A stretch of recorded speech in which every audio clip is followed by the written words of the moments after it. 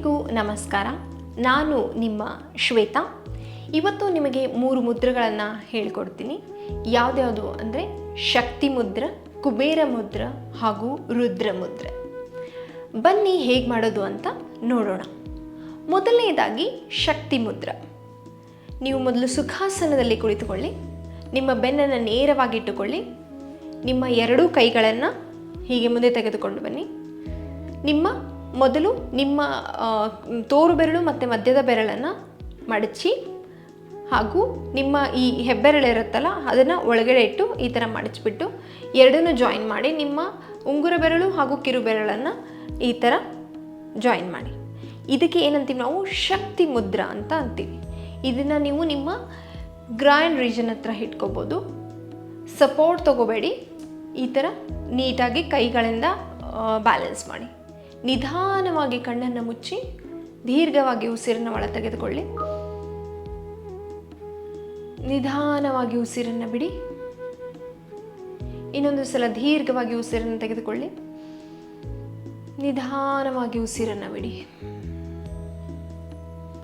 ಇದನ್ನು 20 times repeat ಮಾಡಿ.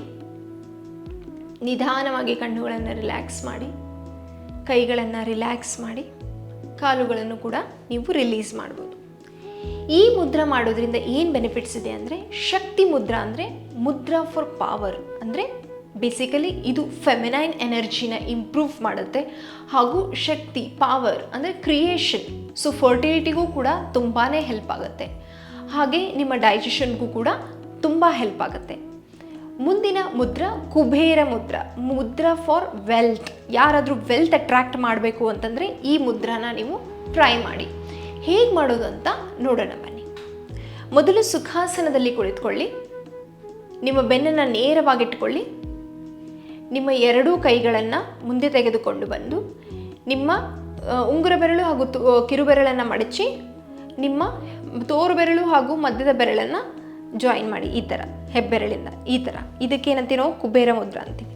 ನಿಮ್ಮ 2 ಕೈಗಳನ್ನು ಮೊಣಕಾಲಿನ ಮೇಲೆ ಇಟ್ಟುಕೊಂಡು ನಿಧಾನವಾಗಿ ಕಣ್ಣನ್ನು ಮುಚ್ಚಿ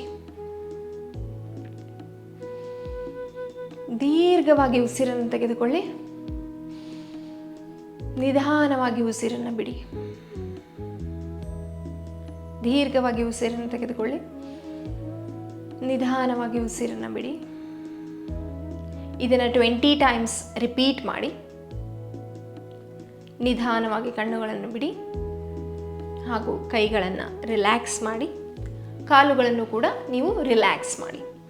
ಈ ಮುದ್ರಾ ಮಾಡೋದ್ರಿಂದ ಏನು ಬೆನಿಫಿಟ್ಸ್ ಇದೆ ಅಂದರೆ, ಯಾರಿಗೆ ವೆಲ್ತ್ ಅಟ್ರ್ಯಾಕ್ಟ್ ಮಾಡಬೇಕು ಅಂತ ಇರುತ್ತೆ, ಯಾರು ರಿಚ್ ಆಗಬೇಕು, ಬರೀ ಇದನ್ನು ಮುದ್ರಾ ಮಾಡೋದ್ರಿಂದ ರಿಚ್ ಆಗಲ್ಲ, ಅದೇ ಥರ ಕೆಲಸನೂ ಮಾಡಬೇಕು.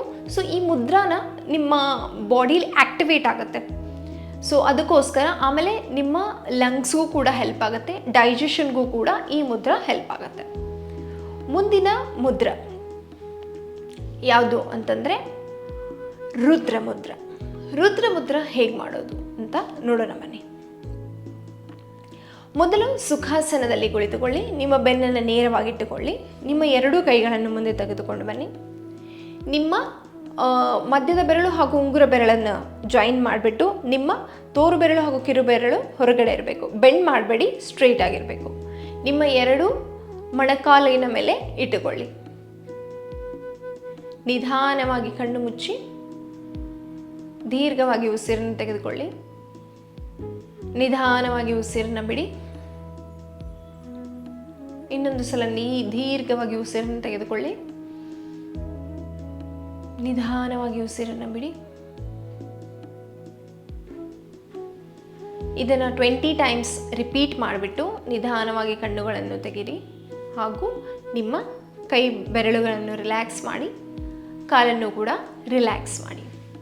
ಈ ರುದ್ರ ಮುದ್ರಾ ಏನು ಮಾಡುತ್ತೆ ಈ ಮುದ್ರಾ ಅಂದರೆ, ಇದನ್ನು ಕೂಡ ತುಂಬ ಎನರ್ಜಿ ಜನ್ರೇಟ್ ಮಾಡುತ್ತೆ. ನಿಮ್ಮ ಬಾಡಿಲಿ ಎನರ್ಜಿ ಜನ್ರೇಟ್ ಮಾಡಿ ಚಾನಲೈಸ್ ಮಾಡೋಕ್ಕೂ ಕೂಡ ಹೆಲ್ಪ್ ಆಗುತ್ತೆ.